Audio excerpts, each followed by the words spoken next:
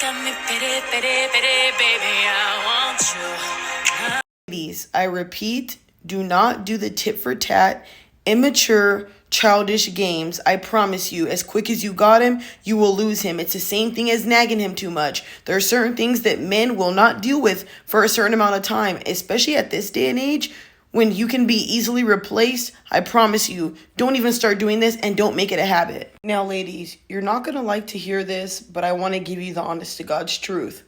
If you are with an insecure man, he probably is going to take stuff like this. He doesn't know boundaries. He just wants to be with you, and he's going to deal with your toxicity and not know the difference of love and lust. And that's fine.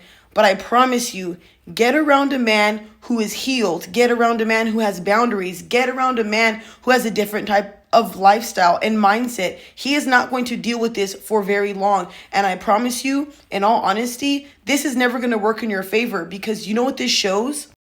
Every time you're upset, you retaliate. Every time you're upset, you want to be revengeful towards him. Oh, you know what? It didn't work out. We got in a little argument. Let me go out, drink with the girls. You know what? It didn't work out. Let me go post a bikini picture to get him mad. What does that say about your character? What kind of partner would want to sit there and antagonize their partner and do things on purpose? Now, I get it. We all make mistakes. Ain't nobody perfect, you know? We've been there, but done that. But if you're doing stuff on purpose to your partner and wondering why your relationship isn't flourishing, you can say that's all your fault. This next part, you're probably not going to want to hear, ladies, but really think about this. A lot of you will complain about, I'm not married. How come he hasn't married me? How come he doesn't this? How come he doesn't that? But then in all honesty, you never look at the actions that you do.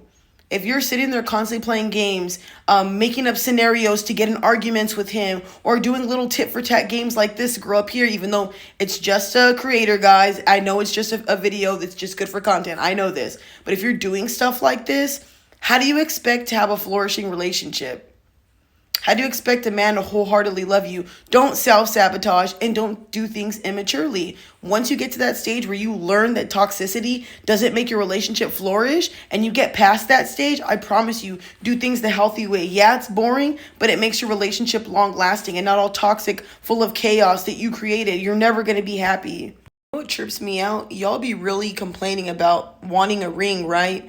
And wanting a man to marry you and all this stuff.